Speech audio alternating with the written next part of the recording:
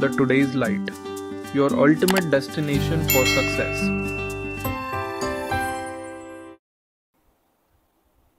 Hello SLST experience, কেমন আছো সবাই? আশা করি তোমাদের প্রিপারেশন খুব জোর কদমে চলছে। আজকে আমাদের 30 মকসের মক নাম্বার 8। যারা যারা মকটা দিয়েছো, অর্থাৎ আমাদের মক প্র্যাকটিস করার যেটা মাধ্যম, সেটা হচ্ছে আমরা প্রথমে কোশ্চেন ভিডিওগুলো আপলোড করে দেই, তোমরা হয়তো সেগুলো দেখো, সেগুলো কিন্তু নিজে নিজে আগে প্র্যাকটিস করো।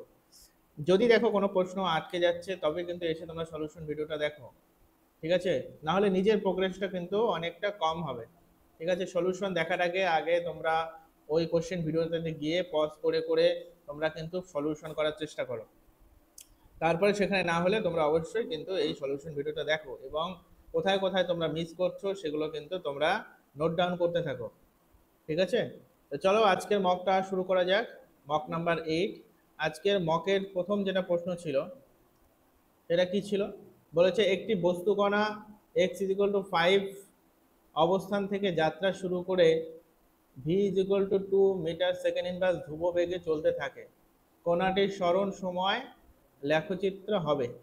আচ্ছা দেখো, গ্রাফগুলো প্রথমে অ্যানালাইসিস করো। এক্স হচ্ছে তোমার সরণ, আর নিচে দেওয়া আছে সময়। এবার ধরো আমি যে কোনো একটা গ্রাফের যদি আমি কি করি, স্লোপ দেখি, স্লোপটা কি দেবে আমাকে, অর্থাৎ স্লোপটা দেবে আমাকে, যদি এখানে দেখি তাহলে এখানে ধরো ওয়াই, তাহলে ডিএক্স, আর এদিকে দেবে নিচে দেবে ডিটি। তাহলে এইটা সমান সমান একটা ভি পাবো, তাই তো? এবার এই ভিটা বলেছে কি, অর্থাৎ ভিটা বলেছে 2 মিটার ধ্রুবক বেগে, মানে ভি চেঞ্জ হচ্ছে না, ভি ইকুয়াল টু কনস্ট্যান্ট, এবং যাত্রাপথটা শুরু হয়েছে এক্স ইকুয়াল টু 5 অবস্থান। মানে তাহলে এখানে এক্স এর দিকে দেখো A5 এখানে আছে, +5, অর্থাৎ 5 থেকে শুরু করে এরপরে যত সময় মানে সময় যাচ্ছে, সেক্ষেত্রে কিন্তু একটা কনস্ট্যান্ট ভেলোসিটি, কারণ এর যে স্লোপ আছে সেটা কিন্তু পজিটিভ, এবং সেটা 2 মিটার/সেকেন্ড ইনভার্স। তো সেক্ষেত্রে এখানে যেটা সরণ সময় লেখচিত্র হবে, সেটার কিন্তু অপশন নাম্বার হচ্ছে C. C is the right answer. এখানে কিন্তু সি হবে এটা সঠিক উত্তর। পরের প্রশ্নটা দেখো। পরের প্রশ্নটা বলেছে একটি কণার অবস্থান ভেক্টর এত। আচ্ছা, কত সময় পরে বেগ ভেক্টর এবং ত্বরণ ভেক্টর পরস্পরের লম্ব অভিমুখী হবে? এইবার দুটি ধরো, আমি বেগ ত্বরণ বাদ দিলাম, নর্মালি দুটি ভেক্টর কখন একে অপরের উপর লম্ব হয়? যখন তাদের মধ্যে ডট প্রোডাক্ট ইকুয়াল টু 0 হয়। ধরো A vector dot B vector যদি 0 হয়, তাহলে আমরা বলতে পারবো যে এ ভেক্টর এবং বি ভেক্টর এটা পরস্পরের লম্ব। তাহলে এখানে অবস্থান ভেক্টর অর্থাৎ আর ভেক্টরটা কি দেওয়া আছে? দেওয়া আছে t² - 4t+6i প্লাস t²j। এবার এখান থেকে আমাকে, এটা হচ্ছে ধরো আর পজিশন ভেক্টর সরণ, তাহলে এখান থেকে যদি আমাকে বেগ বের করতে যেতে হয়, তাহলে আমরা কি করব? dr/dt করলে আমার বেরোবে বেগ। তাহলে আমি যেহেতু ভি সমান সমান হচ্ছে dr/dt। এবার টি এর সাপেক্ষে ডেরিভেটিভ করো, তাহলে এটা কি দাঁড়াবে? 2t-4। বোঝা গেছে? এটা 0, that is i cap and plus 2t। বোঝা গেছে? 2t j cap. এইবার এরপরে যদি আমি ত্বরণ, এটা তাহলে আমার ভেলোসিটি বেরোলো, তাই তো? এবার যদি আমি ত্বরণ করি এ ভেক্টর, তাহলে এ ভেক্টর হবে কি? Dv dt. তাহলে এইটার উপর যদি আরেকবার আমি ডেরিভেটিভ চালাই, তাহলে যেটা দাঁড়াবে সেটা কি দাঁড়াবে? 2। তাহলে এখানে 2i প্লাস 2j। বোঝা গেছে? এইবার আমি বলে যে কত সময় পরে ত্বরণ ও পরস্পর লম্ব অভিমুখী হবে। এবার এদের মধ্যে যদি লম্ব হতে হয় একে অপর, তাহলে এ vector dot V vector, is equal to হবে কি? 0, তাই তো? তাহলে এই দুটোর মধ্যে যদি আমি এবার ডট প্রোডাক্ট করি, অর্থাৎ এ ভেক্টর হচ্ছে 2i প্লাস 2j, এবং ভি ভেক্টর হচ্ছে 2t-4i প্লাস হচ্ছে 2tj। এবার ডট প্রোডাক্ট করলে কি দাঁড়াবে? বলো? তাহলে এটার সঙ্গে এটা ডট প্রোডাক্ট, আই আর আই, তাহলে 2t-4 ইন্টু 2 প্লাস হচ্ছে 2t ইন্টু 2, তাহলে ওভারঅল কি দাঁড়ালো 40 minus 8 plus 40 is equal two 0। এইটা কিন্তু 0 ইকুয়াল টু 0। তাহলে এখানে কি দাঁড়ালো 40 প্লাস 40 অর্থাৎ 80 ইজ ইকুয়াল টু, এইটাকে ওই পারে নিয়ে গেলে plus 8, T is equal to কত দাঁড়াবে 1। অর্থাৎ টি ইজ ইকুয়াল টু 1 সেকেন্ড পরে তারা কিন্তু একে অপরের কি হবে অভিমুখে লম্ব হবে। তাহলে এখানে আমাকে যেটা মেনলি যেটা কনসেপ্ট যেটা মনে রাখতে হবে বা আমরা জানি সেটা হচ্ছে দুটি ভেক্টরের লম্ব হওয়ার তোমার লম্ব হওয়ার জন্য শর্ত কি না এদের ডট প্রোডাক্ট কিন্তু 0 হতে হবে। তাহলে এটা ভেক্টর অ্যানালাইসিস থেকে একটা কোশ্চেন ছিল। এরপরে বলেছে একটি ঘন সামন্তরিকের 3টি বাহু যথাক্রমে এত এত এত। আচ্ছা, তাহলে ওই ঘন সামন্তরিকের আয়তন কি হবে? তাহলে আমরা জানি আয়তন বের করার জন্য কি করি A dot B cross C, তাই তো? ঘন সামন্তরিকের আয়তন আমরা কি জানি A dot B cross C, অর্থাৎ A vector dot B cross C vector. তাহলে আমরা দুভাবে করতে পারি, এক তো প্রথমে B vector B cross C ভেক্টরের মান বের করলাম, সেটা একটা ভেক্টর বেরোলো, এবং পরে এ ভেক্টরের সাথে পরে ডট প্রোডাক্ট করলাম এবং একটা স্কেলার প্রোডাক্ট পাবো।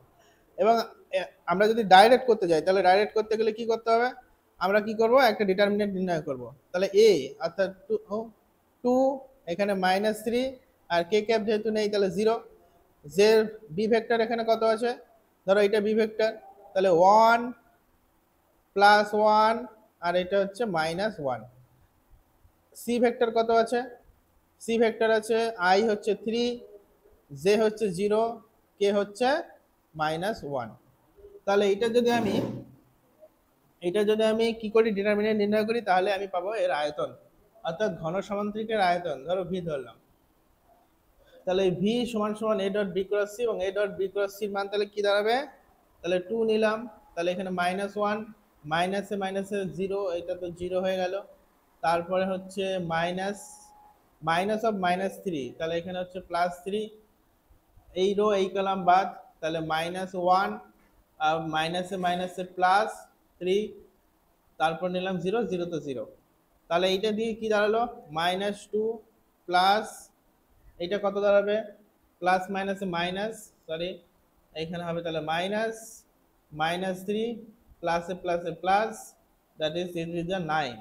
তাহলে 9 এটা হচ্ছে -5 প্লাস 9, তাহলে যেটা দাঁড়ালো আলটিমেট সেটা হচ্ছে 4। এখানে যদি একক লেখা আছে তাহলে একক। তাহলে এখানে ফাইনাল অ্যান্সার কোনটা হবে, D. D will be the final answer. বোঝা গেছে? পরের প্রশ্নটা দেখো, একদম সহজ প্রশ্ন ছিল আগেরটা। এবার পরের নাম্বার 4 নাম্বার প্রশ্নটা দেখো। 4 নাম্বার ছিল একটি বস্তুর উপর এফ ইজ ইকুয়াল টু এত এবং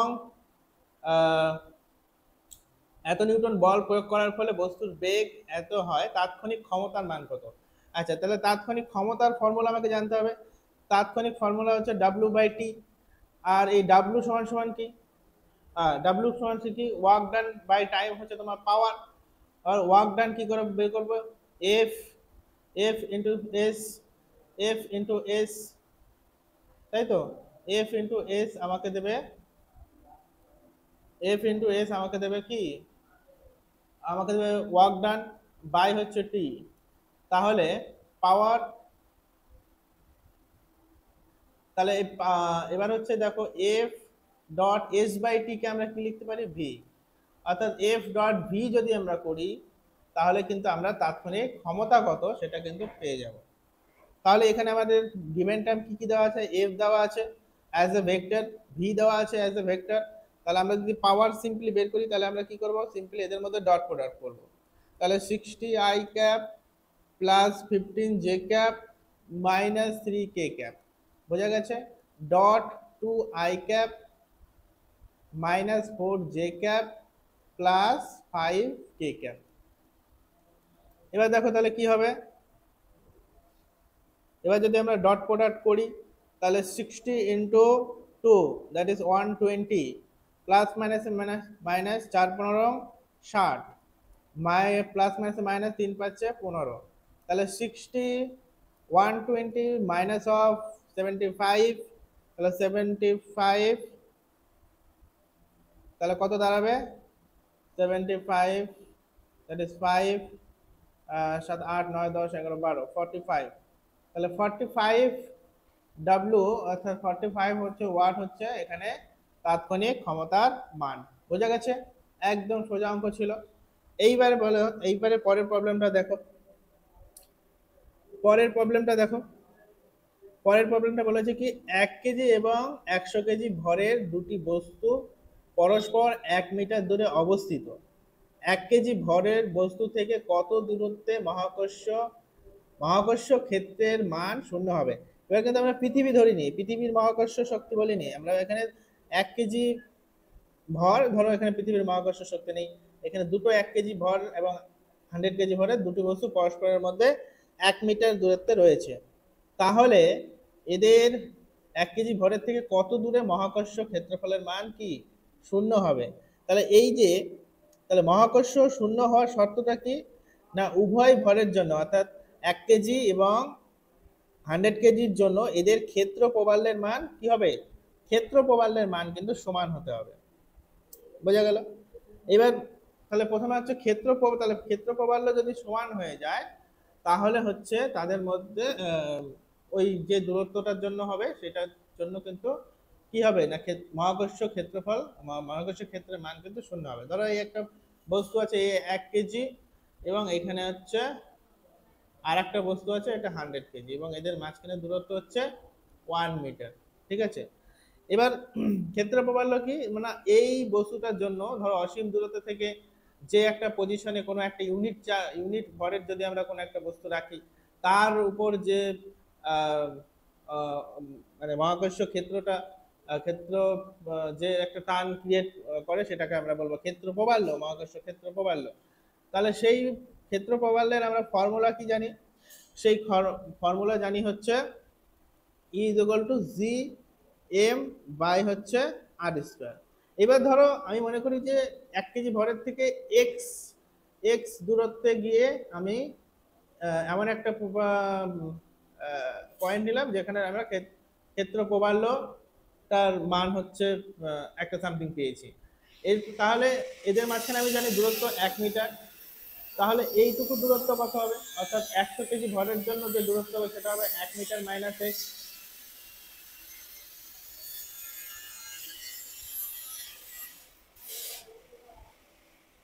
তাহলে 1 মিটার মাইনাস এক্স।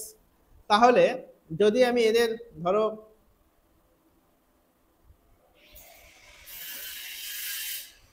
তাহলে যদি আমি তাহলে এই যে দূরত্ব এক্স এবং 1 মাইনাস এক্স এদের জন্য যেটা হচ্ছে ক্ষেত্র প্রবাল্য দুটোর ক্ষেত্রে, তাহলে সেই দুটো সমান হতে হবে। তাহলে গিয়ে আমি কোন পজিশনটা অর্থাৎ আমরা ধরেছি এক্স পজিশনটায় গিয়ে ক্ষেত্র প্রবাল্য শূন্য হবে, তাহলে সেই পজিশনটা কিন্তু আমরা পাবো।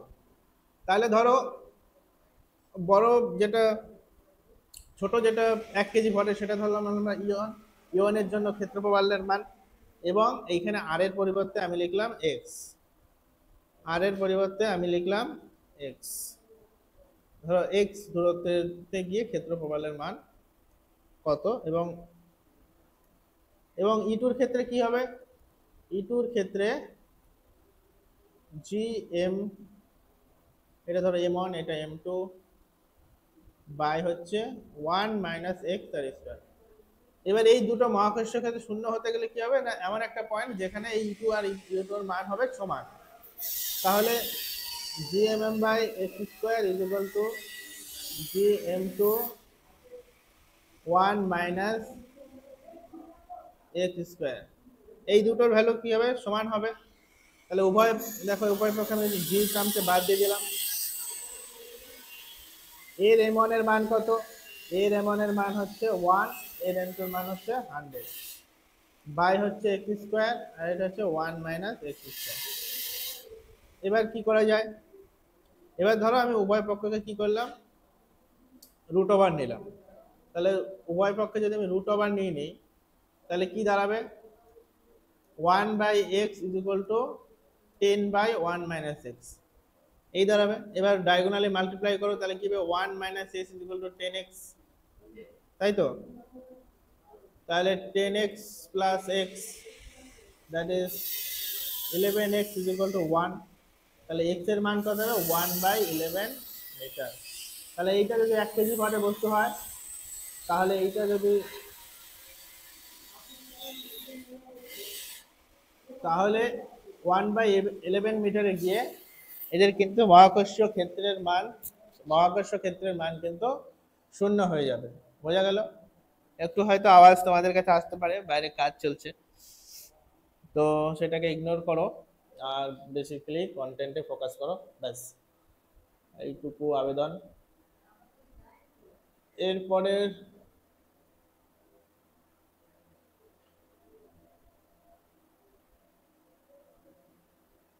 নেক্সট প্রবলেমটা দেখো কি বলেছে। বলেছে 1 মিটার লম্বা এবং 2 মিটার ব্যাসযুক্ত একটি ধাতব তারকে টেনে 0.1 দৈর্ঘ্য বৃদ্ধি ঘটানো হলো। তারের উপাদানের প্রয়াসের অনুপাত হচ্ছে সিগমা ইজ ইকুয়াল টু 0.4, তাহলে তারের ব্যাসার্ধের পরিবর্তন কি হবে?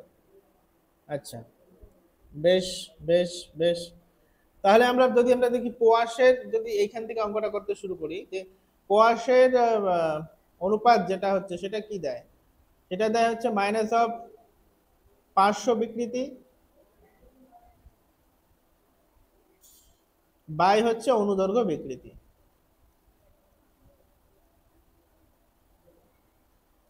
বোঝা গেছে?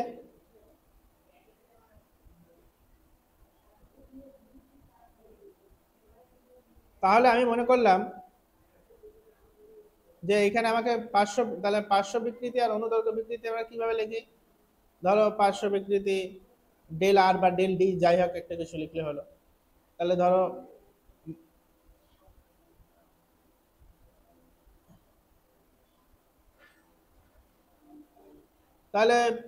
ধরো আমরা লিখলাম পার্শ্ব বিকৃতি হচ্ছে ধরো ডেল ডি বাই ডি, এবং অনুদৈর্ঘ্যের ক্ষেত্রে লিখলাম ডেল ডি বাই এল। বোঝা গেল? তাহলে সিগমা সমান সমান আমরা এটা লিখ পেলাম। সো এবার আমাকে বের করতে বলেছে তাহলে ব্যাসার্ধের পরিবর্তন কি হবে। তাহলে আমাদের ব্যাসার্ধের পরিবর্তন, সরি এটা ডেল এল হবে, ডেল এল বাই এল। তাহলে ব্যাসার্ধের পরিবর্তন কত হয়েছে না ডেল ডি পরিবর্তন হয়েছে। আগের ব্যাসার্ধ কত ছিল? 2 mm ছিল। তাহলে এখান থেকে যদি আমি ডাইরেক্ট ডেল ডির ভ্যালু বের করতে চাই, তাহলে কি দাঁড়াবে? তাহলে এইটা ইনটু হচ্ছে, অর্থাৎ যদি লিখি তাহলে এইটা তো এই পাশে চলে আসবে, এটা দিয়ে মাল্টিপ্লাই করলে তাহলে যেটা দাঁড়াবে sigma into D into del L by L. এবার হচ্ছে সিগমার ভ্যালু দেওয়া আছে 0.4, ডি এর ভ্যালু দেওয়া আছে কত? 2 ছিল, এবং আর এক্ষেত্রে ডেল এল এর ভ্যালু কত হচ্ছে 0.1, আর এক্ষেত্রে আচ্ছা এগুলো দেখো মিলিমিটারে সব আছে, এইটা মিটারে আছে। তাহলে এইটাকে আমি এমএম এ নিয়ে যাই, তাহলে 100,000 mm সমান সমান হচ্ছে এত। তাহলে এবার এইটা যদি আমরা ক্যালকুলেট করি তাহলে দাঁড়াবে 4 দুগুণে 8,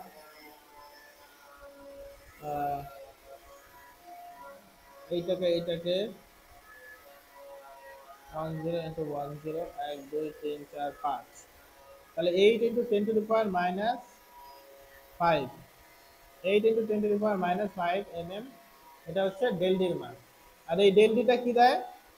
এই ডেল ডিটাই দেয় আমাদের হচ্ছে পার্শ্ব বিকৃতি, মানে হচ্ছে ব্যাসার্ধের পরিবর্তন। বোঝা গেল? এই ডেল ডি দেয় হচ্ছে আমাদের পার্শ্ব বিকৃতি বা ব্যাসার্ধের পরিবর্তন।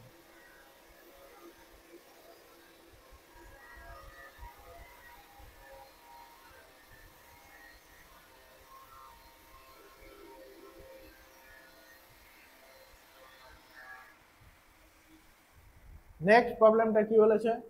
বলেছে কোনো আদর্শ তরলের সান্দ্রতাঙ্কের মান কি হয়। এটাতে একদম সোজা, কোনো আদর্শ তরলে কিন্তু সান্দ্রতাঙ্কের মান কি হয়? 0 হয়, এটা আমরা সবাই জানি। তারপরে প্রশ্ন দেখো, কোশ্চেন নাম্বার 8 বলেছে আর ব্যাসার্ধের একটি সাবানের বুদবুদ গঠন করতে যদি ডাব্লু পরিমাণ কাজ করতে হয়, তাহলে 2r ব্যাসার্ধের একটি সাবানের বুদবুদ তৈরি করতে কি পরিমাণ কার্য করতে হবে। তাহলে সাবানের বুদবুদ গঠন করার জন্য কৃতকার্য কার উপর ডিপেন্ডেন্ট? তার পৃষ্ঠতলের ক্ষেত্রফলের উপর ডিপেন্ডেন্ট। অর্থাৎ আর ব্যাসার্ধের যদি একটা বুদবুদের আমরা তৈরি করি তাহলে তার পৃষ্ঠতলের ক্ষেত্রফল কত হবে? তাহলে এই কৃতকার্য কার উপর ডিপেন্ডেন্ট? না, তোমার হচ্ছে পৃষ্ঠতলের ক্ষেত্রফলের উপর ডিপেন্ডেন্ট। তাহলে এই ধরো আমি প্রথমটার ক্ষেত্রে পৃষ্ঠতলের ক্ষেত্রফল হচ্ছে 2, আর গোল যেহেতু তো আমরা ধরে এটা একটা স্পেয়ার, স্পেয়ারের পৃষ্ঠতলের ক্ষেত্রফল কত? 4 পাই আর স্কয়ার। তাহলে 4 পাই আর স্কয়ার।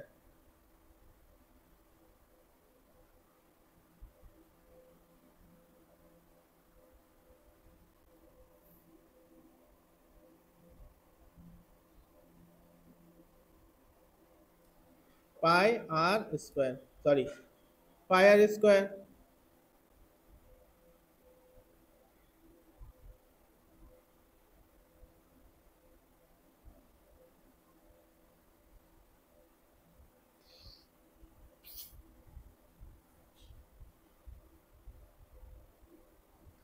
আচ্ছা, এবারে অনেকে বলবে যে দাদা এই 2টা কেন দিলাম? এই 2টা হচ্ছে না কি হয়, বুদবুদ দুটি কি যেহেতু পৃষ্ঠতলে থাকে, অর্থাৎ ভিতরের ও বাইরের, বোঝা গেল, ভিতরের ও বাইরের এরিয়া,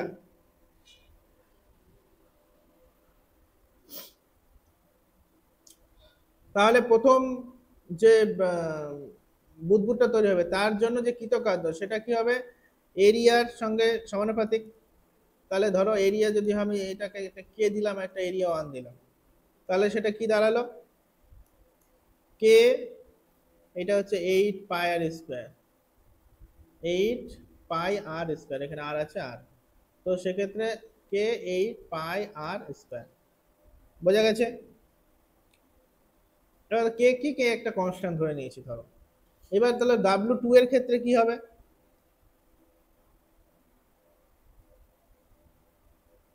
W2 এর ক্ষেত্রে কি হবে? তাহলে W2 এর ক্ষেত্রে দেখো ব্যাসার্ধ কিন্তু ডাবল হয়ে গেছে, তাহলে এরিয়া কি হবে? 2 পাই 4 পাই 2 আর স্কয়ার। তাহলে এটা কি দাঁড়াবে? সরি, 2 ইনটু, তাহলে 2 ইনটু 4 পাই স্কয়ার, তাহলে 4, সরি, 8 পাই, আর এইটা করলে হবে 4 আর স্কয়ার, তাহলে 4 8 32, 32 পাই আর স্কয়ার। তাহলে 32 পাই আর স্কয়ার হচ্ছে এন এর মান, সরি এটা এ টুর মান, 32 পাই আর স্কয়ার। তাহলে এই ক্ষেত্রে W2, W, এটা ধরো W আর এটা ধরো W ড্যাশ, তাহলে W ড্যাশ কত হবে? W ড্যাশ হবে তাহলে কে ইন্টু এখানে কত? 32 পাই আর স্কয়ার, তাই তো? তাহলে আমরা যদি এখানে রেশিও করি, অর্থাৎ W ড্যাশ বাই W, তাহলে কি দাঁড়াবে? কে 32 পাই আর স্কয়ার বাই হচ্ছে কে 8 পাই আর স্কয়ার। কেটে গেল কেটে গেল, 4 8 32, তাহলে W dash by W is equal to কত? 4। তাহলে W ড্যাশ সমান সমান কি হবে? 4 ইন্টু W। তাহলে 4 ইন্টু W হচ্ছে, সরি এটা রাইট অ্যান্সার হবে 4 ইন্টু W। তাহলে 4 ইন্টু W ইজ দা কৃতকার্যের পরিমাণ কার জন্য? 2 আর ব্যাসার্ধের বুদবুদ গঠনের জন্য। বোঝা গেছে? যদি কোনো প্রবলেম থাকে অবশ্যই কমেন্ট করে জানাও যে দাদা এটা কিন্তু বুঝতে পারিনি। বোঝা গেছে? পরের প্রশ্নটা দেখো, পরের প্রশ্ন কি আছে? বলেছে টি কেলভিন উষ্ণতায় একটি আদর্শ গ্যাসের আয়তন গুণাঙ্ক যদি গামা পি হলে গামা পি এবং টি এর মধ্যে সম্পর্ক লেখো। তাহলে আমরা টি এর মধ্যে সম্পর্ক লিখবো, তাহলে আমরা গামা পি আয়তন গুণাঙ্কে আগে লিখে নিই কি আছে আয়তন গুণাঙ্ক। গামা পি সমান সমান হচ্ছে 1 by V del V del T base P, তাহলে এইটা হয় আমার হচ্ছে ফর্মুলা, তাই তো? তাহলে আমরা একটা আদর্শ গ্যাসের ক্ষেত্রে কি জানি, পিভি সমান সমান এনআরটি। তাহলে ভি এখানে আমি বলতে পারি ভি প্রপোর্শনাল টু টি, তাই তো? তাহলে এইখানে ভি, তাহলে এই ভি প্রপোর্শনাল টু টি, অর্থাৎ আমরা যদি এইখান থেকে আবার লিখি ভি বাই টি, যদি লিখি তাহলে এনআর বাই পি পাবো, তাই তো? তাহলে এই গামা পি সমান সমান আমরা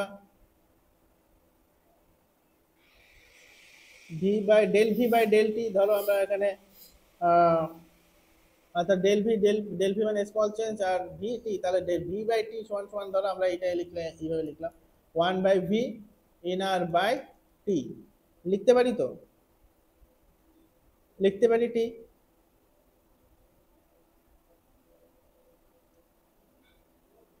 তাহলে এটা যদি লিখতে পারি তাহলে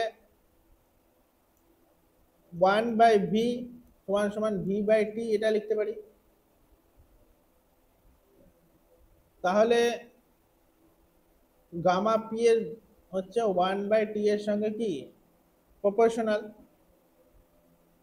তাহলে এইটাকে আমরা লিখতে পারি gamma P proportional to 1/t।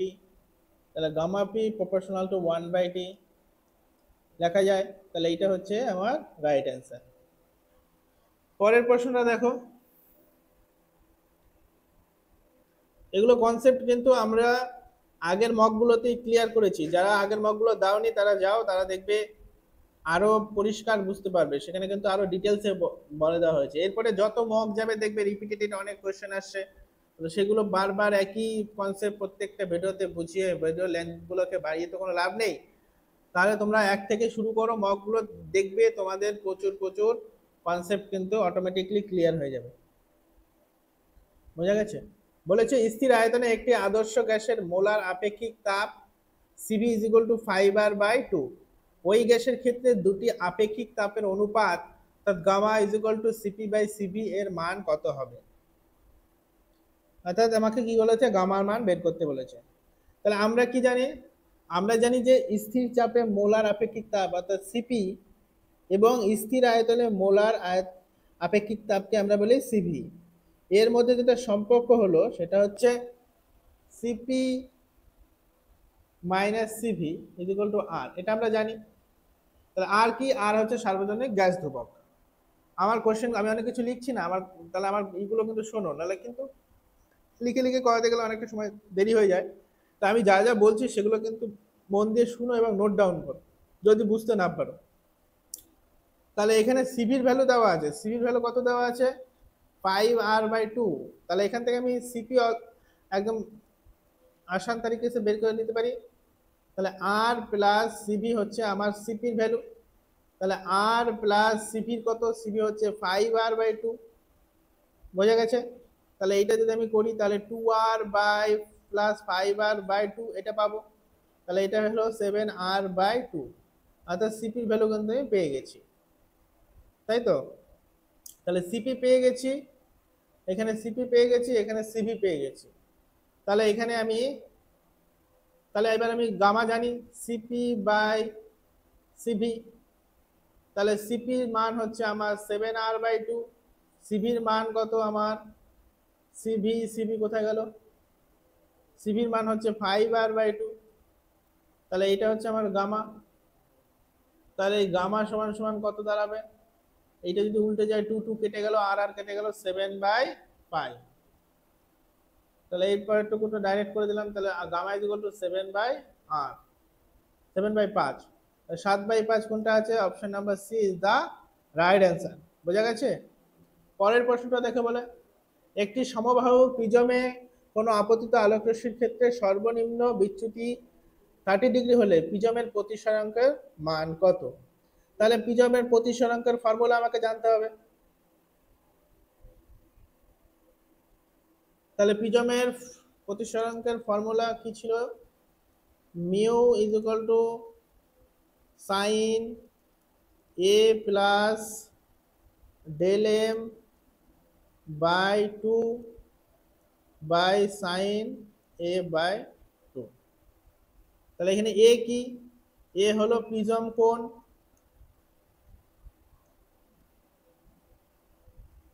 আর সমবাহু ত্রিভুজের ক্ষেত্রে এর মান কি হয়, এখানে বলে যে সমবাহু প্রিজমের ক্ষেত্রে প্রিজম কোণের মান কত হবে, 60°। বোঝা গেছে? ডেল এম কি, ডেল এম হচ্ছে সর্বনিম্ন বিচ্যুতি কোণ,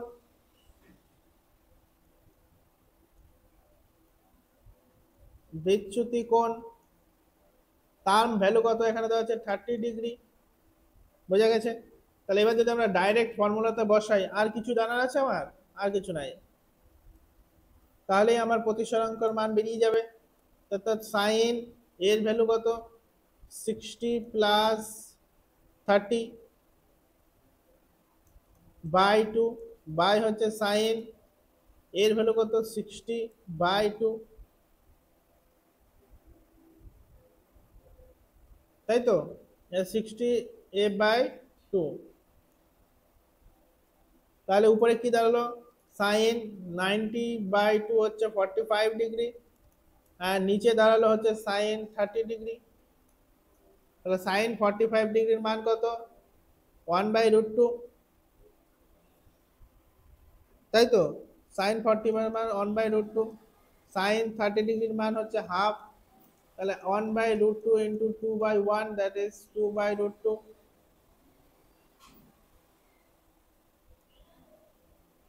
2/√2।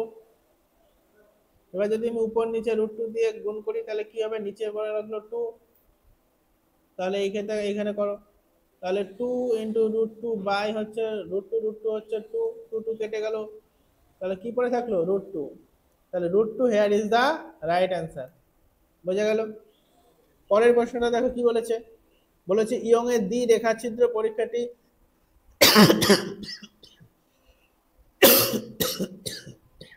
সরি দ্বি রেখাচিত্র পরীক্ষাটি বায়ুর পরিবর্তে জলের মধ্যে করা হলে নিচের কোনটি সঠিক হবে। আচ্ছা, তাহলে প্রতিপ্রস্থ কমে যাবে, প্রতিপ্রস্থ বাড়বে, ব্যতির ঝালর অদৃশ্য হবে, প্রতিপ্রস্থ অপরিবর্তিত থাকবে।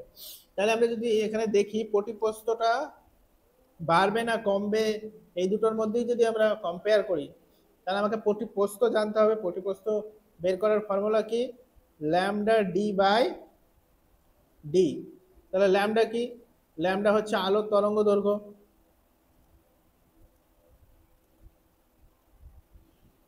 ডি কি, ডি হচ্ছে রেখাছিদ্র থেকে পর্দার দূরত্ব,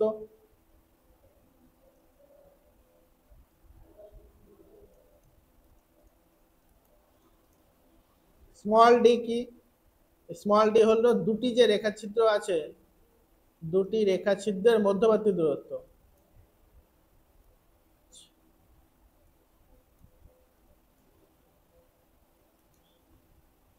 মধ্যবর্তী দূরত্ব,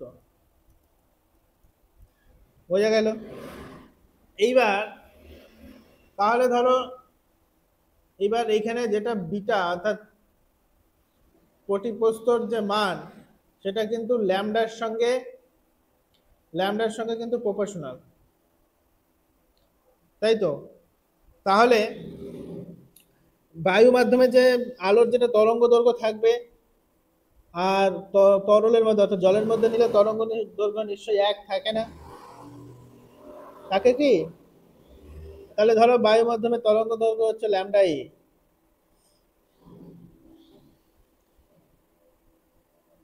এবং ওয়াটার মাধ্যমে ধরো ল্যামডা ডাব্লিউ। তাহলে ধরো বায়ু মাধ্যমের হচ্ছে ল্যামডা এয়ার এবং জলের মধ্যে হচ্ছে ল্যামডা ডাব্লিউ। এবার রিফ্র্যাক্টিভ ইন্ডেক্স, ইন্ডেক্স হচ্ছে দুটো মাধ্যমের মাঝখানের, অর্থাৎ তাহলে এই রিফ্র্যাক্টিভ ইন্ডেক্স ধরো আমি ধরলাম মিউ, মিউ কি হবে, মিউ হবে ল্যামডা এয়ার বাই হচ্ছে ল্যামডা ওয়াটার, এই তো। তাহলে আমরা জানি কি মিউ এর মান, এয়ারের হচ্ছে 1, এয়ারের হচ্ছে 1, কিন্তু ই থেকে তোমার হচ্ছে আমরা যদি জলের ক্ষেত্রে যাই সেক্ষেত্রে কিন্তু মি এর মান হচ্ছে একের থেকে বেশি। ঠিক আছে, একের থেকে বেশি। তাহলে এক্ষেত্রে আমি বলতে পারবো যে ল্যামডা ডাব্লু এখানে যেহেতু একের থেকে বেশি, তাহলে এটা মাল্টিপ্লাই করলে আমরা বলতে পারবো যে ল্যামডা এ, অর্থাৎ কি বলবো, জলের তরঙ্গ দৈর্ঘ্য, সরি এটা উল্টো ভুল দিলাম, যেহেতু এটা কর্ণাকর্ণি মাল্টিপ্লাই হবে তাহলে সেক্ষেত্রে কি হবে, ল্যামডা, ওইটা একটু বাই আছে, তাহলে এখানে যদি আমি ল্যামডা ডাব্লু লিখি, তাহলে এইটা লেস দেন অফ ল্যামডা এ, অর্থাৎ তরঙ্গ দৈর্ঘ্যের মান কিন্তু কমে যাবে। বোঝা গেল? তাহলে এই তরঙ্গ দৈর্ঘ্যের মান যদি কমে যায়, ধরো এই ল্যামডার ভ্যালু যদি কমে যায়, তাহলে প্রতিপ্রস্তর মানও কমে যাবে। তাহলে জলের মাধ্যমে কি, জলের মাধ্যমে তরঙ্গ দৈর্ঘ্য কমে যায়, ফলে কিন্তু প্রতিচ্ছাটও কমে যাবে, প্রতিপ্রস্তরও কিন্তু কমে যাবে। বোঝা গেছে?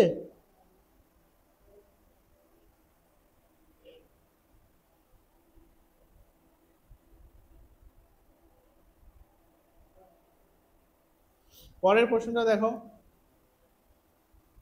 পরের প্রবলেমটা বলছে যে একটি বিশেষ উষ্ণতায় কম্পনকারী শব্দের প্রতিধ্বনি শোনার জন্য প্রতিফলকের ন্যূনতম 27 মিটার হলে একমাত্রিক শব্দের প্রতিধ্বনি শোনার জন্য ন্যূনতম দূরত্ব কত হবে?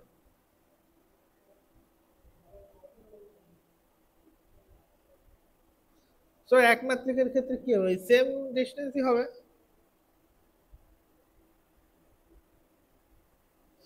সেক্ষেত্রে কম্পনকারী যে প্রতিধ্বনি সেটা তো কোনো মাত্রিক, একমাত্রিক বা বহুমাত্রিক এর উপর ডিপেন্ডেন্ট করে না।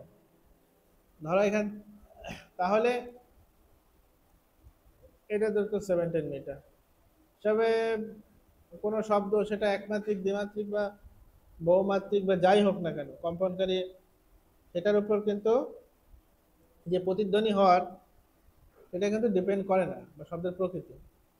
তাহলে সেক্ষেত্রে কিন্তু এক্ষেত্রে 17 মিটারই কিন্তু ন্যূনতম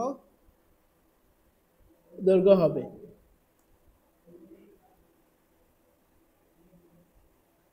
পরের প্রশ্নটা কি ছিল, যে নিচের কোন রাশিটি পরিবর্তিত হলেও বায়ুতে শব্দের বেগ অপরিবর্তিত থাকে? তাহলে বায়ুতে শব্দের বেগের সূত্র জানতে হবে আমাকে। তাহলে স্থির, যদি আমরা তাপমাত্রা, টেম্পারেচার যদি ফিক্স রাখি, সেক্ষেত্রে বায়ুর মধ্যে, বায়ুর তে হচ্ছে শব্দের বেগের যে ফর্মুলা সেটা হচ্ছে গামা পি বাই হচ্ছে রো।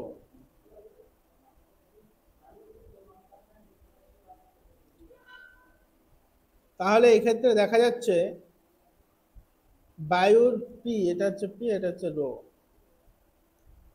পি এটা হচ্ছে রো। তাহলে এক্ষেত্রে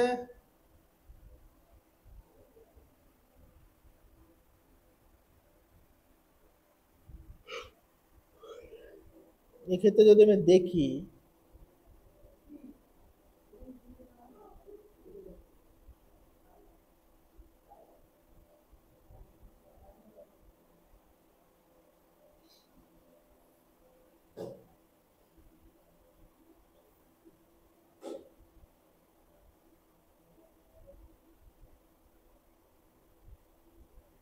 এইবার কোন রাশিতে পরিবর্তিত হলো বায়ুতে শব্দের বেগ অপরিবর্তিত থাকে। এবার ধরো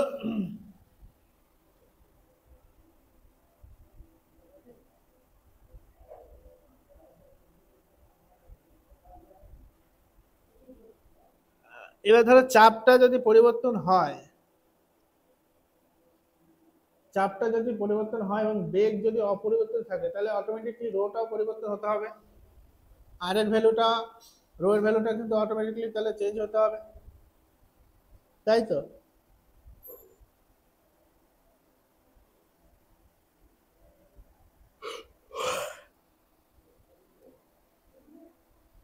তাহলে কি যখন চাপ পরিবর্তিত হচ্ছে তাহলে ঘনত্ব তাহলে একই অনুপাতে পরিবর্তিত হয়, ফলে এই পি বাই রোর অনুপাতটি কিন্তু স্থির থাকে, তাই শব্দের বেগও কিন্তু অপরিবর্তিত থাকে।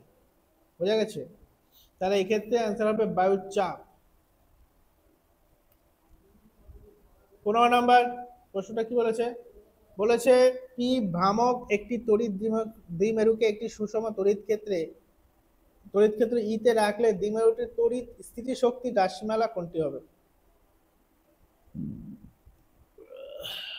মাইনাস পি ইন্টু ই ই ডট ই। তাহলে আমরা এক্ষেত্রে এটা তো একটা ফর্মুলা, তাহলে পি যদি আমরা একটা পি ভ্রামক একটি তড়িৎ ক্ষেত্রের দ্বিমেরুকে সুষম তড়িৎ ক্ষেত্রে রাখি, তাহলে সেক্ষেত্রে স্থির শক্তির রাশিমালা হয় মাইনাস পি ডট ই। বোঝা গেল? তাহলে পি কি? পি হচ্ছে তড়িৎ দ্বিমেরু,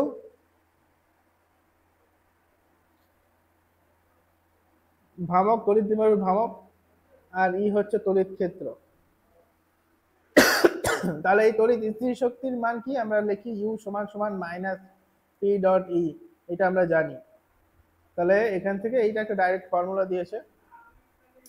পরের প্রশ্নটা কি ছিল? বলেছে একটি আর রোধের ধাতব তার টেনে তারটির দৈর্ঘ্য এন গুণ বৃদ্ধি করলে তারটির নতুন রোধ কত হবে? এবার আমরা রোধের ফর্মুলা কি জানি? আর সমান সমান রো এল বাই এ, এটা জানি তো। তাহলে আমি মনে করলাম যে আমার তার রোধের তার টেনে দৈর্ঘ্যে এন গুণ বৃদ্ধি করা হলো, দৈর্ঘ্যে এন গুণ বৃদ্ধি করা, তাহলে এই এলটা হবে এন ইন্টু এল, ধরো নতুন একটা এল ড্যাশ, সেটা হবে এন ইন্টু এল। কিন্তু এখানে যেটা অপরিবর্তিত থাকবে সেটা কি থাকবে? সেটা হচ্ছে এদের আয়তনটা কিন্তু অপরিবর্তিত থাকবে। অর্থাৎ একটা তার আমি টেনে বড় করে দিলাম, লম্বা করে দিলাম, কিন্তু তাদের মধ্যে যে টোটাল আয়তন সেটা কিন্তু অপরিবর্তিত থাকবে। এবার যখন আমি ধরো তারকে টানবো, তাহলে তার প্রস্থচ্ছেদ কি হবে? কমে যাবে। বোঝা গেল? কিন্তু তাদের আয়তনটা কিন্তু সেম থাকবে। তাহলে ধরো এক্ষেত্রে যদি নতুন প্রস্থচ্ছেদ এন, তাহলে প্রস্থচ্ছেদটা কি হবে? A by N. কারণ কি? আমি জানি কি এল ইন্টু হচ্ছে তোমার এ হচ্ছে একটা আয়তন,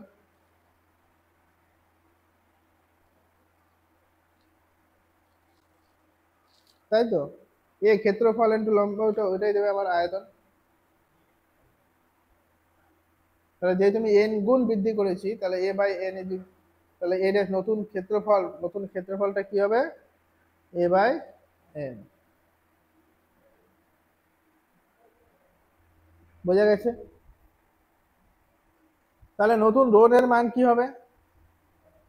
rho L dash by A dash. তাহলে রো এল ড্যাশের মান হচ্ছে এন এল, এল ড্যাশ, এবং এর প্রস্থচ্ছেদ বা ক্ষেত্রফল কি হবে? ক্ষেত্রফল হবে এ বাই এন। তাহলে আর ড্যাশ সমান সমান কি দাঁড়াবে এখান থেকে? Rho n square l by হচ্ছে এ। তাহলে এটাকে এইভাবে লেখা যায় n square rho l by A. এই রো এল বাই এ সমান সমান আমরা লিখতে পারি আর, তাহলে হচ্ছে এন স্কোয়ার আর। তাহলে N square R is the right answer. বোঝা গেল? পরের পরের পরের প্রবলেমটা দেখো কি বলেছে। বলেছে একটি রোধকের রোধ 0°C উষ্ণতায় 5 ওহম, 100° উষ্ণতায় 5.3 ওহম এবং T°C উষ্ণতায় 5.6 ওহম। তাহলে আর এর মান কত? তাহলে আমরা জানি কি নর্মালি একটা যত টেম্পারেচার বাড়াবো নর্মাল কন্ডাক্টরের ক্ষেত্রে কি হবে? তার রেজিস্টারের ভ্যালু বাড়তে থাকবে, তাই তো? অর্থাৎ এই যে রেজিস্টারের ভ্যালু বাড়ছে, এটা কিন্তু কি সমপরিমাণে বাড়তে থাকে। তাহলে ধরো 100°C যদি 5.3 হয়, তাহলে 0 থেকে 100 এর মধ্যে ডিস্টেন্স কত? 100 বেড়েছে কত? 0.3। তাহলে 0 থেকে 0.3 থেকে 0.6, তাহলে আবার 0.3 বেড়েছে, তাহলে এক্ষেত্রে আনসার কত হবে? 200°C। বোঝা গেল? একদম শর্টকাট, অ্যানালাইটিক করেই বের করা যায় যে কত ডিগ্রি সেলসিয়াস। যদি রোদের উষ্ণতার সঙ্গে রোদটা যদি লিনিয়ারলি চেঞ্জ না হতো, ধরো এরকম কোনো কিছু একটা চেঞ্জ হতো, তাহলে কিন্তু এইটা হতো না, তখন অন্য কিছু ক্যালকুলেশন করে আমাকে বের করতে হতো কত হতে পারে। বোঝা গেছে? নেক্সট বলেছে একটি পরিবাহীর আইভি লেখচিত্র দেখানো হচ্ছে, ওই পরিবাহীর রোধ কত। তাহলে রোধ ভি ইজ ইকুয়াল টু, আমরা জানি ওহমের সূত্র আই আর, ওহমের সূত্র অনুসারে, তাহলে আর সমান সমান ভি বাই আই। তাহলে এক্ষেত্রে যে স্লোপটা দাঁড়াবে ট্যান থিটা, সেটা হচ্ছে আই, এটা আই বাই ভি, অর্থাৎ tan 45° is equal two, sorry tan 45° সমান সমান কত? ট্যান 45° হচ্ছে আই বাই ভি। তাহলে আই বাই ভি যদি হয়, ট্যান 45 এর মান হচ্ছে 1, আই বাই ভি, ভি এর মান হচ্ছে 1। তাহলে এক্ষেত্রে আই বাই ভি এর মান 1, তাহলে 1 বাই আর এর মান হচ্ছে তোমার কি হবে? 1 বাই আর এর মান তাহলে হবে, এটা হচ্ছে I by V is equal to 1। তাহলে এখান থেকে আর এর মান কি? আর এর মানও তাহলে 1 ওহমই হবে। বোঝা গেছে? তাহলে এক্ষেত্রে রাইট অ্যান্সার হচ্ছে 1 ওহম। বোঝা গেছে? পরের কোশ্চেনটা দেখো, বলেছে একটি কুণ্ডলীর আবেশাঙ্ক 2 মিলি হেনরি, ওই কুণ্ডলীতে তড়িৎ প্রবাহমালা রাশিমালা হচ্ছে I is equal to t square e to the power minus t. কোন সময়ে আবিষ্ট তড়িৎচালক বল শূন্য হবে? কোন সময়ে আবিষ্ট তড়িৎচালক বল শূন্য হবে? এবার একটি কুণ্ডলীতে তড়িৎ প্রবাহের রাশিমালা দেওয়া আছে, তড়িৎ প্রবাহের রাশিমালা দেওয়া আছে I is equal to t square e to the power minus t, তাই তো? তাহলে কখন তড়িৎচালক বল শূন্য হবে? না, যখন ডিআই ডিটি, অর্থাৎ তড়িৎচালক বল ডিআই ডিটি যখন কি হবে? শূন্য হবে। তাহলে ডিআই ডিটি যখন শূন্য হবে, তাহলে এটা কত হবে? Two t e to the power minus t, minus of, এখানে যদি করি তাহলে এটা, ও আচ্ছা, না এইটা হচ্ছে, আচ্ছা এটা ডেরিভেটিভটা আমি ভুল করেছি। ডেরিভেটিভটা কি ভুল করেছি বলো দেখি? এইটা হচ্ছে ইউ, এটা হচ্ছে বি, এই ফর্মুলাটা আসবে। অর্থাৎ প্রথমে ধরো আমি প্রথমটা ডেরিভেটিভ করলাম, two t e to the power minus t রাখলাম, পরে হচ্ছে মাইনাস, মাইনাস হচ্ছে তোমার, তাহলে টি স্কোয়ারটা আনচেঞ্জ থাকলো, ই টু দি পাওয়ার মাইনাস টি এর ই to the power minus T.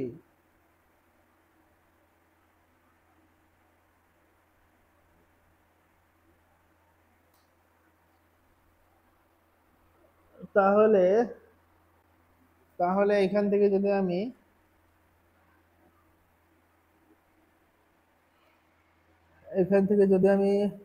T e to the power minus t, sorry t e to the power minus t যদি কমন নেই, তাহলে 2 মাইনাস 1, এটা আমি পাবো ডিআই ডিটি।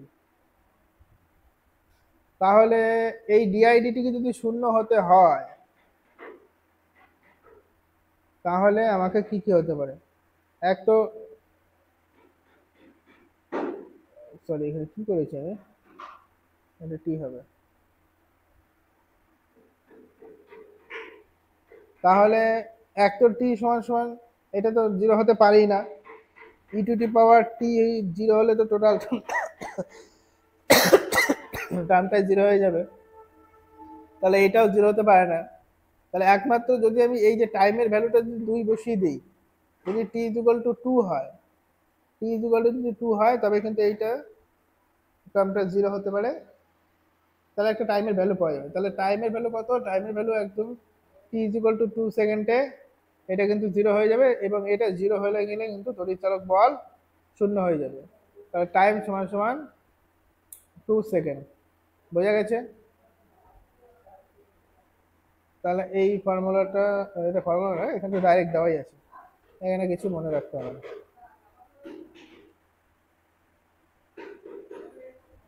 পরেরটা দেখো, বলেছে একটি ট্রান্সফরমারের মুখ্য কুণ্ডলীর পাক সংখ্যা 1000।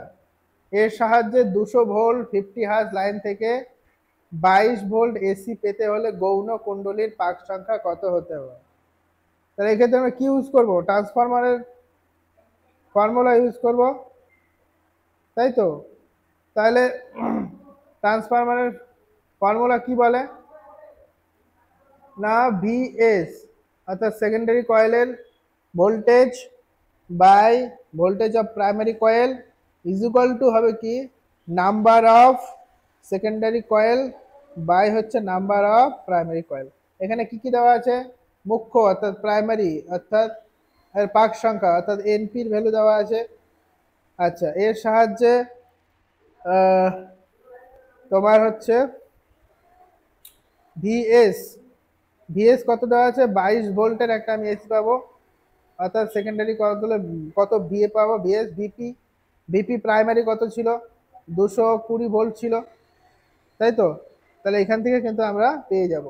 অর্থাৎ এখান থেকে যদি আমি এনপি বের করতে চাই, গৌণ কোন সরি এনএস যদি বের করতে চাই, এনপিতে দেওয়াই আছে, এনএস যদি আমি বের করতে চাই অর্থাৎ সেকেন্ডারি কয়েলে কতগুলো পাক সংখ্যা থাকবে, সেটা হবে ভিএস ইন্টু এনপি বাই হচ্ছে ভিপি। তাহলে ভিএস এর ভ্যালু কত? ভিএস এর ভ্যালু কত? ভিএস এর ভ্যালু হচ্ছে 22, সেকেন্ডারি ভোল্টেজ 22 পেতে চলেছি। এনপি প্রাইমারি হচ্ছে 1000, আর হচ্ছে ভিপি কত ছিল? 220। তাহলে এটা কেটে দিলাম, এটা কেটে দিলাম, তাহলে কত দাঁড়ালো? 100 আছে, তাহলে 100। তাহলে সেকেন্ডারি কয়েলের কতগুলো পাক সংখ্যা হবে? সেকেন্ডারি কয়েলের পাক সংখ্যা হবে 100। বোঝা গেছে? সুন্দর অঙ্ক, এইগুলো কিন্তু পরীক্ষায় থাকতে পারে। এরপরে বলেছে একটি পরিবাহী তড়িৎ প্রবাহ মাত্রা I is equal to I0 sin pi t that is omega t, ওই প্রবাহের অভিমুখ কতক্ষণ অন্তর উল্টে যায়? অর্থাৎ আমাকে কি বের করতে হয়? আমাকে টাইম পিরিয়ড বা পর্যায়কাল আমাকে বের করতে হবে। একটা এসি সিগন্যাল আছে, সেখান থেকে আমাকে কি বের করতে হবে? আমাকে বের করতে হবে টাইম পিরিয়ড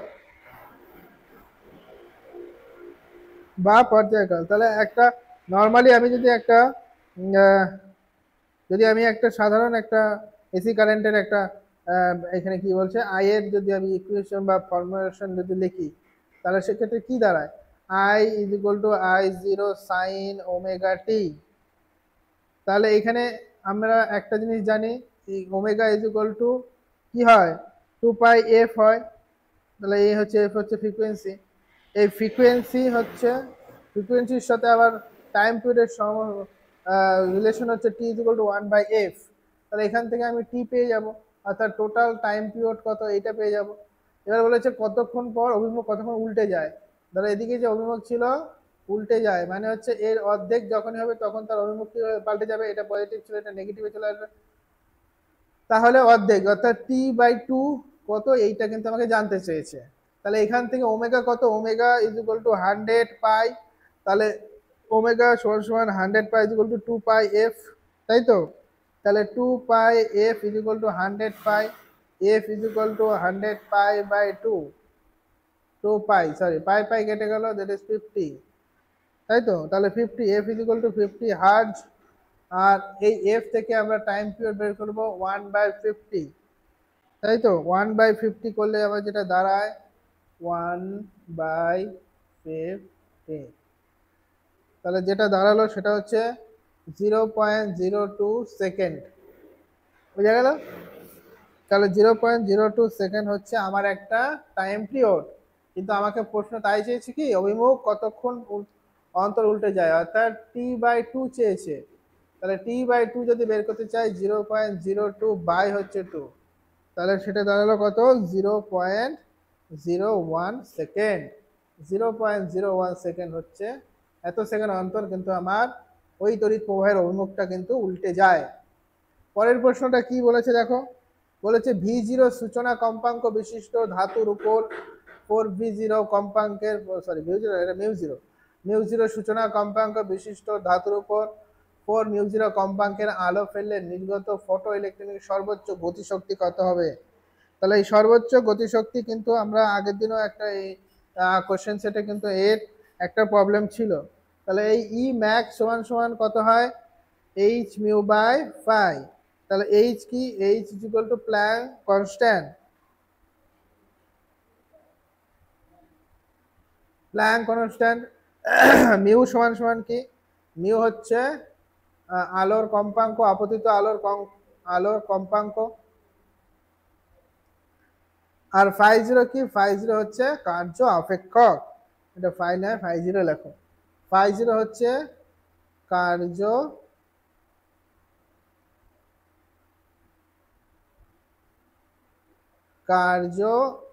অপেক্ষক। বোঝা গেল?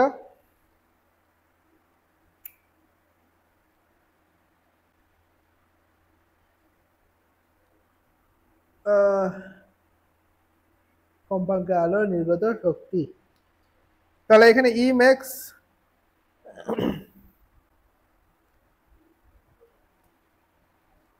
তাহলে ই ম্যাক্স এখানে কত হবে? কত? এইচ মিউ এর ভ্যালু কত আছে? এইচ ইন্টু 4μ0 কম্পাঙ্কের, তাই তো? তাহলে এখানে এখানে কার্য অপেক্ষক কত? ফাইয়ের ভ্যালু কত? ফাইয়ের ভ্যালু হচ্ছে ফাই জিরো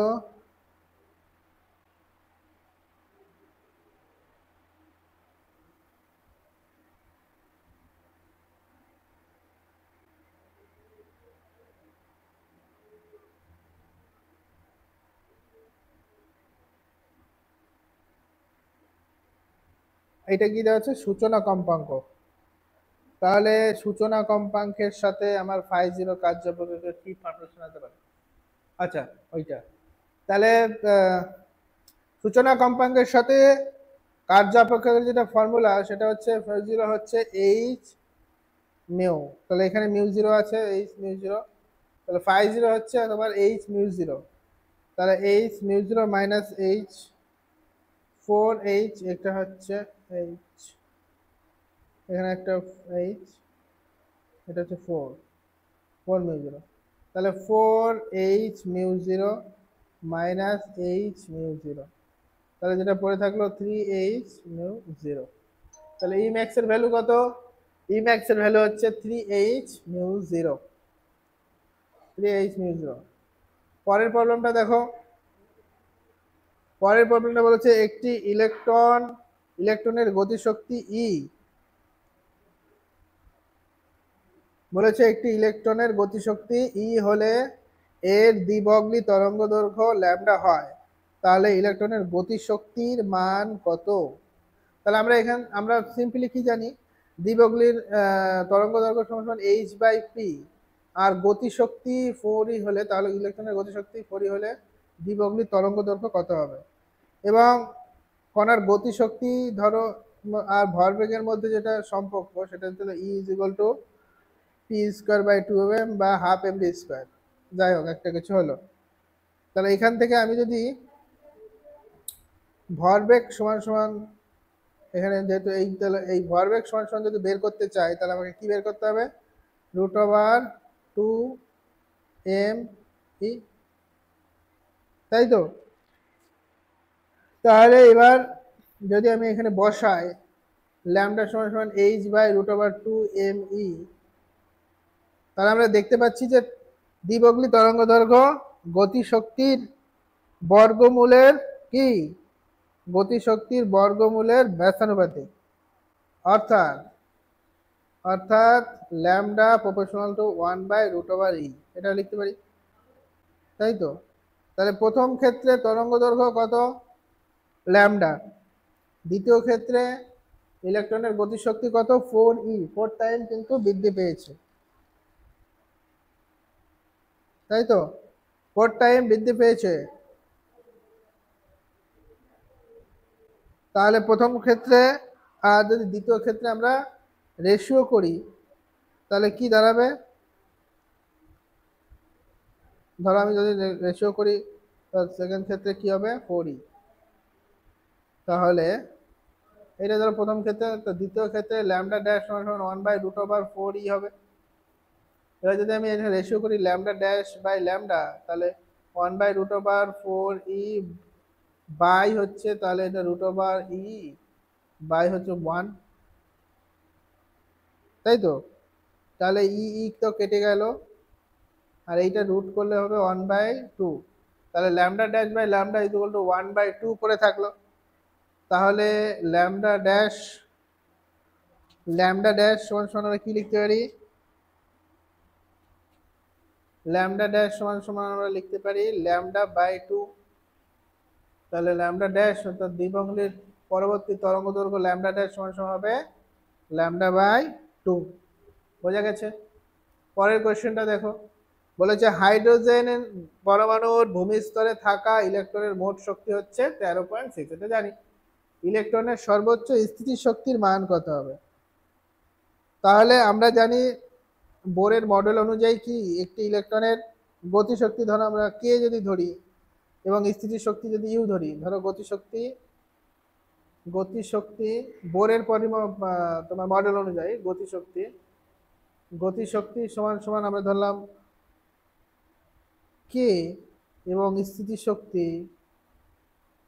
শক্তি হচ্ছে ইউ। তাহলে এদের মধ্যে তো সম্পর্ক সেটা হচ্ছে কে গতিশক্তি সমান সমান হচ্ছে -e, আর স্থিতি শক্তি সমান সমান হচ্ছে 2 × e। এই দুটো কিন্তু মনে রাখবে। এই দুটো মনে রাখলেই তোমার কিন্তু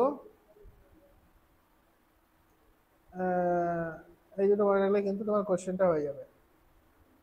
তাহলে এবার যেটা দাঁড়ালো, তাহলে স্থির শক্তি সমান সমান কি 2 × e। তাহলে 2e হচ্ছে -13.6 × 2 করলে কত হবে? তাহলে 2 × 26, আচ্ছা 72, 2 আচ্ছা 12, 26, 12, 27, 27.2। তাহলে 27.2 ইলেকট্রন ভোল্ট। এইটা হচ্ছে গিয়ে তোমার রাইট অ্যান্সার। ও একটা মাইনাস আসবে, -27.2 ইলেকট্রন ভোল্ট। এবার দেখো এখানে ভুল অ্যান্সার দিয়েছি, এইটা হবে রাইট অ্যান্সার, তো -27.2 ইলেকট্রন ভোল্ট। বোঝা গেছে? পরের প্রবলেমটা দেখো কি আছে, বলেছে সাধারণ নিঃসরক সংযোগে থাকা ট্রানজিস্টরের প্রবাহ বিবর্ধন 59, ওই ট্রানজিস্টরের নিঃসরক প্রবাহ 6 মিলি অ্যাম্পিয়ার এবং সংগ্রাহক প্রবাহের মান কত হবে? দেখো এই টার্মগুলো দেখে অনেকের অনেক সময় প্রবলেম হয়, কারণ আমরা তো ট্রানজিস্টর করেছি collector base emitter, emitter current collector current কত কি। তো এই ক্ষেত্রে যেটা বের করতে বলেছে সংগ্রাহক প্রবাহ মাত্রা মান কত, অর্থাৎ আইসি কারেন্ট বের করতে বলেছে। তাহলে আমরা এখানে আইসি কারেন্ট, একটা ট্রানজিস্টরের একটা প্রবাহ সম্পর্ক আমরা কারেন্টের কি জানি, আইই সমান সমান আইসি প্লাস আইবি, এইটা জানি, আইসি প্লাস আইবি এইটা জানি। এবং বিটা এই প্রবাহ বিবর্ধনের মান বলেছে কত, বিটা সমান সমান হচ্ছে আইসি বাই আইবি, সমান সমান হচ্ছে বিটা। তাহলে এখান থেকে যদি আমি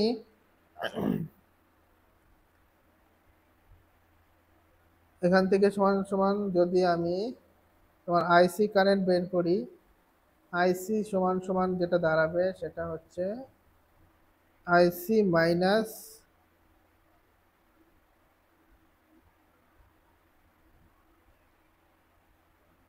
আইসি কারেন্ট যেটা, আচ্ছা এই দুটোর ফর্মুলা থেকে আমরা যেটা পাই এটা হচ্ছে আইসি সমান সমান হচ্ছে beta 1 plus beta, direct formula লিখছি, ইন্টু আইই।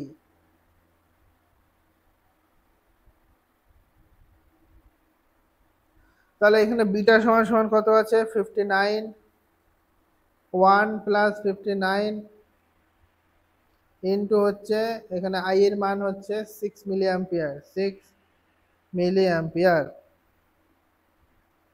তাহলে 59/60 ইন্টু 6 মিলি অ্যাম্পিয়ার। তাহলে এটাকে এটা কেটে দিলাম, 59/10 মিলি অ্যাম্পিয়ার। এটা যদি করি তাহলে 5.9 মিলি অ্যাম্পিয়ার। তাহলে আইসির মান হচ্ছে 5.9 মিলি অ্যাম্পিয়ার। বোঝা গেছে? পরবর্তীতে দেখো বলেছে কি, একটি প্রদর্শিত D1 D2 আদর্শ অর্ধপরিবাহী ডায়োড হলো, আদর্শ অর্ধপরিবাহী ডায়োড হলে 20 ওহম রোধের মধ্যে দিয়ে তড়িৎ প্রবাহের মাত্রা কত হবে? আচ্ছা, এইখানে দেখো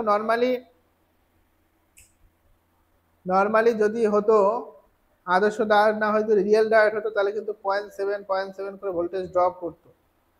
কিন্তু এখানে বলেছে আদর্শ আদর্শ সেমিকন্ডাক্টর ডায়োড বলেছে। তাহলে আদর্শ মানে হচ্ছে আইডিয়াল। আইডিয়ালের ক্ষেত্রে কিন্তু কোনো ভোল্টেজ ড্রপ হয় না।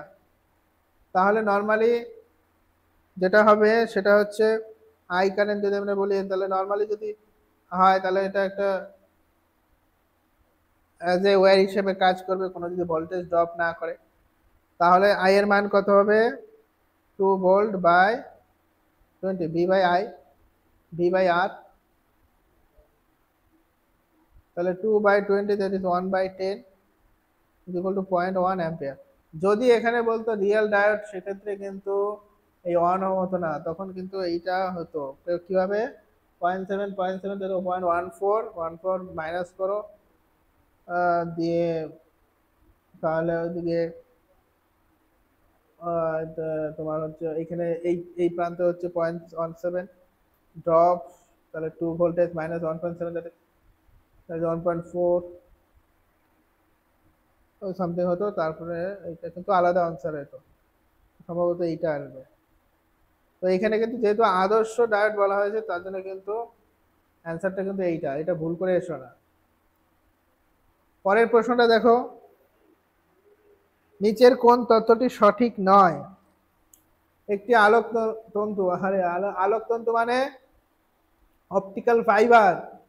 অপটিক্যাল ফাইবারের কি হয়? কোর আর ক্লেডিং থাকে, কোর আর হচ্ছে ক্লোডিং, তার মধ্যে দিয়ে কিন্তু এইখান থেকে কি হয়, ওই প্রোভাইড করে। কোর থাকে ভিতরে, ক্লোডিং থাকে বাইরে।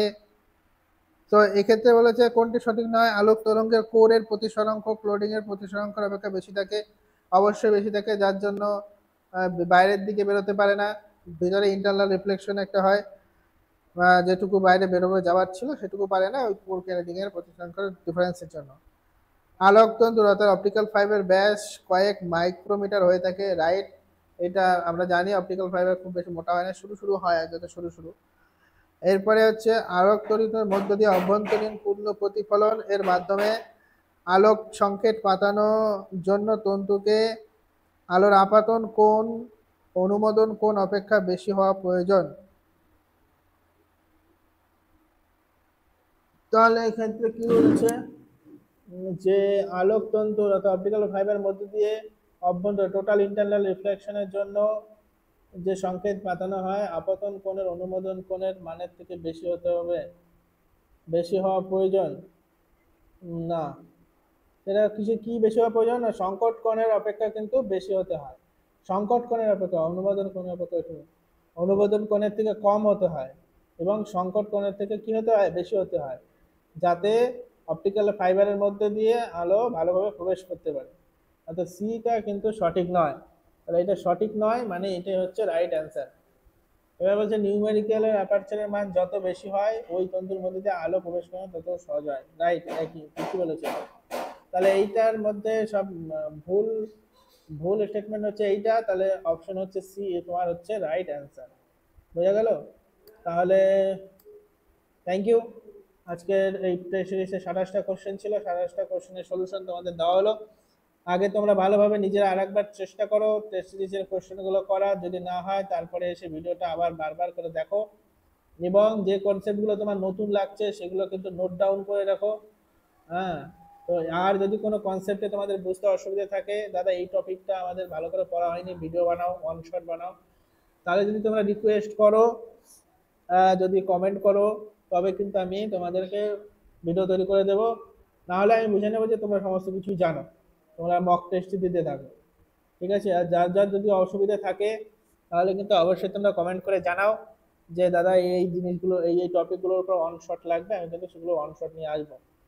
যদিও টাইম খুব কম, কাজের প্রেশারও বেশি, তো সেক্ষেত্রে চলো তারপরেও তোমাদের জন্য আমরা যথেষ্ট যথেষ্ট যথেষ্ট চেষ্টা করে যাব, হার্ডওয়ার্ক করে যাব। তোমাদের সফলতাই হচ্ছে আমাদের প্রধান উদ্দেশ্য। তাহলে আবার প্রতিদিনের মতো আমিও বলছি যে সকলের সফলতা প্রার্থনা করি। সবাই আরো ভালো করে পড়াশোনা করো, আরো ভালো করে মক দাও, যেখানে যেখানে খামতি আছে সেগুলো ক্লিয়ার করো। আর আজকের মতো এখানেই ক্লাসটা শেষ করছি। টাটা।